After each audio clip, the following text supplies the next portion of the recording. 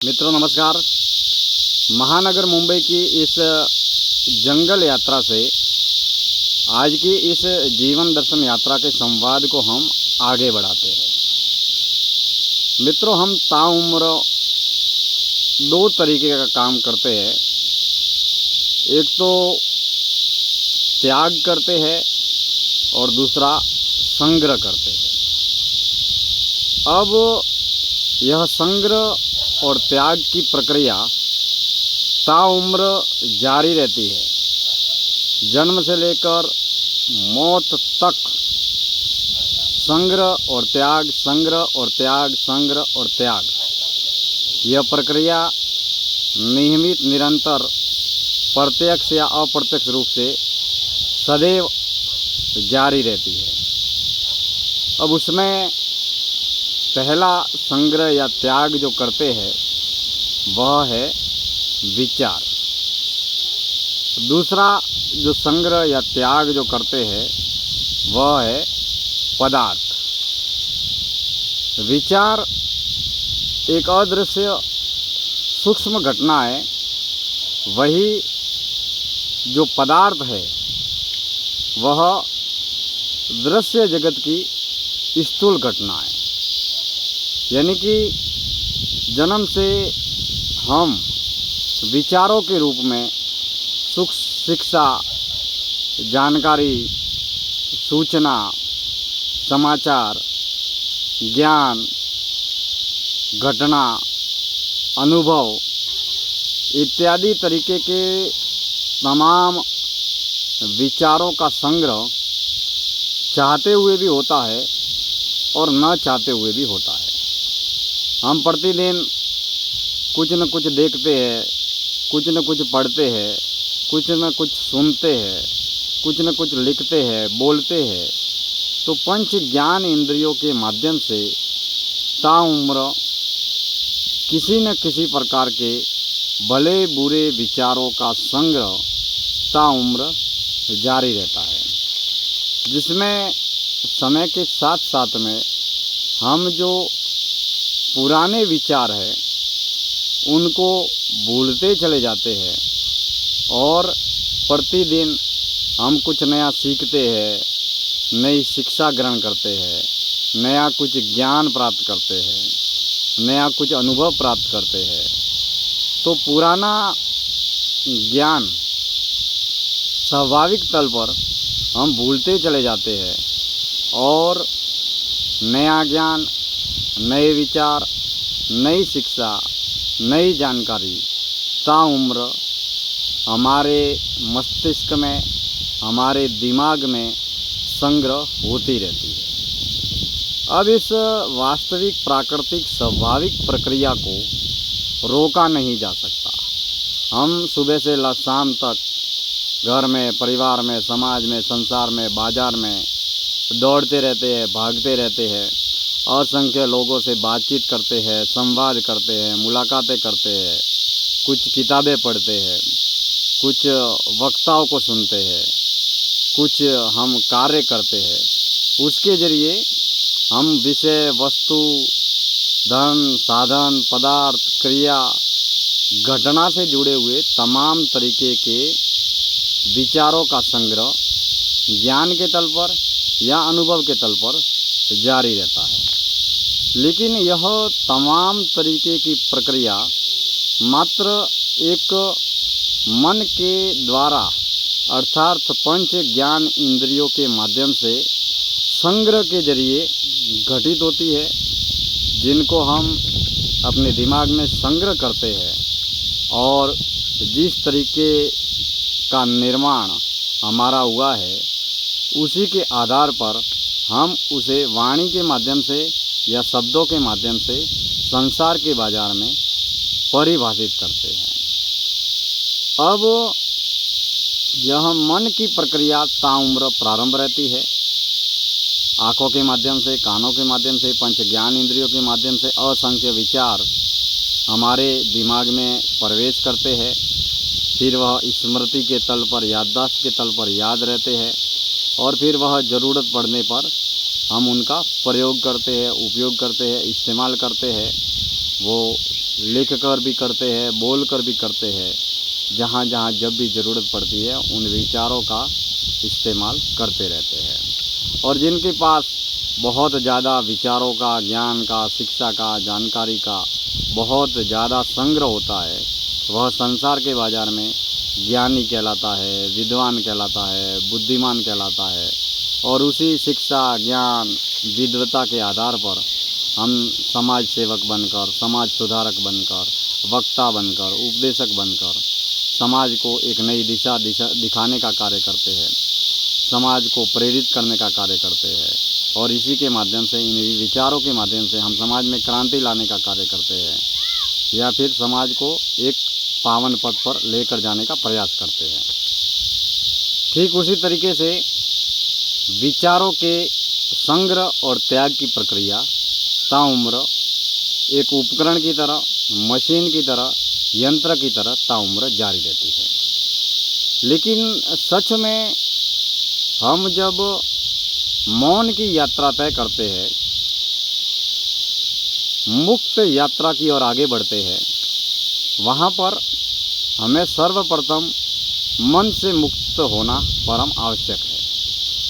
हम जितना ज़्यादा ज़रूरी, गैर ज़रूरी विचार, ज्ञान, शब्द, अनुभव का जितना ज़्यादा संग्रह करते रहते हैं, उतना ही हमारा मन आकुल व्याकुल, अशांत बना रहता है और हम मन की शांति से दूर होते चले जाते हैं। क्योंकि इस धरती पर हज़ारों, लाखों, करोड़ों किताबें लिखी जा चुकी है। इस धरती पर हज़ारों, लाखों, करोड़ों ज्ञानियों ने, विद्वानों ने इस धरती पर जन्म लिया और समय के साथ में मौत को प्राप्त किया। लेकिन महत्व और मूल्य इस बात का है कि ज्ञान का, विचार का या शब्द का मौन होने में या मुक्ति की राह पर आगे बढ़ने में या सत्य या शून्य की खोज में क्या योगदान है, इसका आत्मचिंतन स्वयं दर्शन के या सत्य के खोजी साधक को जरूर करना चाहिए। क्योंकि प्रकृति प्राकृतिक रूप से कार्य करती है और हमारा मन भी प्राकृतिक तल पर रहता है, जीता है और प्रकृति के अनुसार ही कार्य करता है। मुक्त रहने के लिए, मुक्त जीने के लिए, मुक्ति के महायात्रा तय करने के लिए शब्द का, ज्ञान का, विचार का, शिक्षा का कितना क्या अहम योगदान है और जीवन के अंत में ज्ञान की या ज्ञानी की आखिरी असली गति क्या होती है, यह स्वयं ज्ञानी को आत्मचिंतन करना चाहिए। क्योंकि बेशक संसार के बाजार में हम ज्ञानी, विद्वान, बुद्धिमान बनकर मान, सम्मान, पद, पुरस्कार प्राप्त कर सकते हैं, समाज सेवक, समाज सुधारक, वक्ता बनकर हम समाज में बहुत बड़ी नई क्रांति का आगाज कर सकते हैं। लेकिन मुक्ति की राह पर आगे बढ़ने में, मौन रहकर मौन जीने में शब्दों का, ज्ञान का कितना योगदान है या वह साधक की अनंत की यात्रा में कितने बाधक है या सहयोगी है, इसका सार्थक चिंतन स्वयं भीतर की यात्रा तय करने वाले साधक को अवश्य करना चाहिए। पहला संग्रह या त्याग हम विचारों का करते हैं। बचपन में हमारे अलग तरीके के विचार होते हैं, जवानी में अलग तरीके के विचार होते हैं और बुढ़ापे में भी अलग तरीके के विचार होते हैं। अब मौत की अवस्था को प्राप्त करने से पूर्व हम मौन के माध्यम से, ध्यान के माध्यम से, एकांत के माध्यम से, वाणी और शब्दों के माध्यम से मुक्त होकर मन से मुक्त होने की मौन यात्रा या विचार मुक्ति की यात्रा या समाधि की यात्रा को कितना सहज तरीके से उपलब्ध होते हैं, यह भीतर की यात्रा तय करने वाले साधक को स्वयं आत्मचिंतन करते रहना चाहिए। विचारों के संग्रह और त्याग की प्रक्रिया ताउम्र सदैव नियमित निरंतर जारी रहती है। दूसरा है पदार्थ। देह भी पंच तत्वों से बना हुआ एक पदार्थ है और इस पदार्थ में भी किसी न किसी रूप में हम नौकरी करके, धंधा करके, रोजगार करके, कारोबार करके, रोटी, कपड़ा, मकान के रूप में किसी न किसी पदार्थ का संग्रह भी करते हैं या किसी न किसी पदार्थ का त्याग भी करते रहते हैं।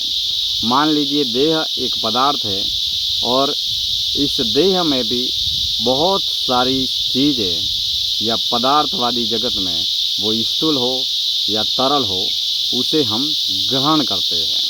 जैसे पानी पीते हैं, भोजन खाते हैं, और भी शरबत पीते हैं, या और भी जिस तरीके की खाने पीने की जो भी चीज़ें हैं उनका इस्तेमाल करते हैं, तो उनको हम ग्रहण करते हैं। पंच तत्वों का जो बना हुआ ये पूरा शरीर जो है वो पानी से बना है और भोजन से बना है।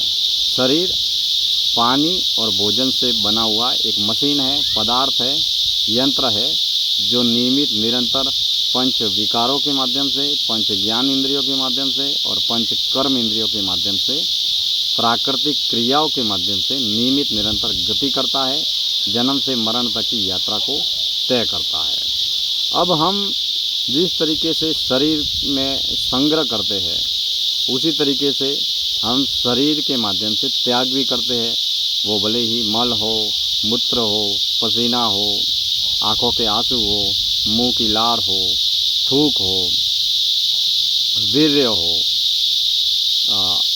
आने जाने वाली हर क्षण बहने वाली श्वास हो, हमारे नाखून हैं, हमारे बाल है, इन सब चीज़ों का जो ये स्थूल पदार्थवादी चीज़ें हैं उनका हम संग्रह भी करते हैं और त्याग भी करते रहते हैं। तो जिस तरीके से शरीर में संग्रह होता है और जो पानी या भोजन हम लेते हैं उसका हम धीरे धीरे इस्तेमाल करके पूरा शरीर उसी से बनता है। वो भले ही चमड़ी हो, खून हो, मल मूत्र हो, हड्डियाँ हो, मांसपेशियाँ हो, बाल हो, नाखून हो, ये जितनी भी शरीर की बनी हुई चीज़ें हैं जिनका संग्रह करके त्याग करने की प्रक्रिया तक यह देह के निर्माण की प्रक्रिया नियमित निरंतर जारी रहती है। ठीक उसी तरीके से हम संसार के बाज़ार में भी हम घर, ऑफिस, दुकान, बंगला, टीवी, फ्रिज, एसी, कूलर, जो भी दैनिक व्यवहारिक जीवन में जिन चीज़ों का हम इस्तेमाल करते हैं पदार्थवादी जगत के रूप में, उनका हम संग्रह या त्याग करते रहते हैं।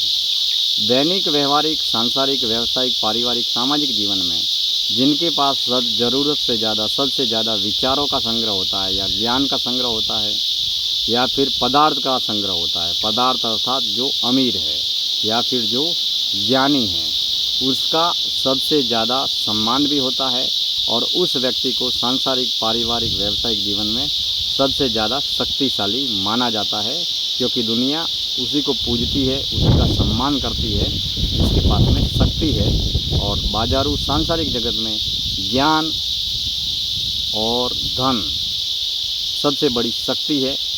इन दोनों शक्तियों के आधार पर हम मान, सम्मान, पद, पुरस्कार प्राप्त करते हैं और यह पदार्थवादी जगत की प्रक्रिया ताउम्र जारी रहती है। और जीवन के आखिरी अंत में, जीवन की जब हम आखिरी अवस्था को प्राप्त करते हैं तो जितना भी पदार्थवादी जगत है, देह और दुनिया का संपूर्ण त्याग किया जाता है। उस समय संसार के बाज़ार में हमारे मौत की घटना घटित होती है। अर्थात यह पूरा जीवन एक नाटक की तरह, एक अभिनय की तरह हम पात्र बनकर निभाते हैं और संग्रह और त्याग के माध्यम से ही हमें सुख और दुख का अनुभव होता है।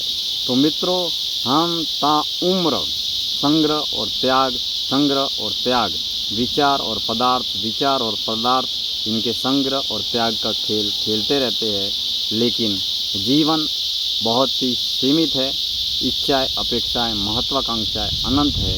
इसके लिए जीवन को रहते हुए जीवन को जी लेना चाहिए और जीवन से मुक्त रहते हुए, मोह के बंधन से मुक्त रहते हुए हमें निष्काम कर्म योग करते हुए मुक्ति की महान यात्रा को तय करने के लिए नियमित निरंतर अपने कदम आगे बढ़ाने चाहिए। मित्रों, महानगर मुंबई के इन जंगलों से आज की ये जीवन दर्शन यात्रा का समापन करता हूँ। बहुत बहुत धन्यवाद।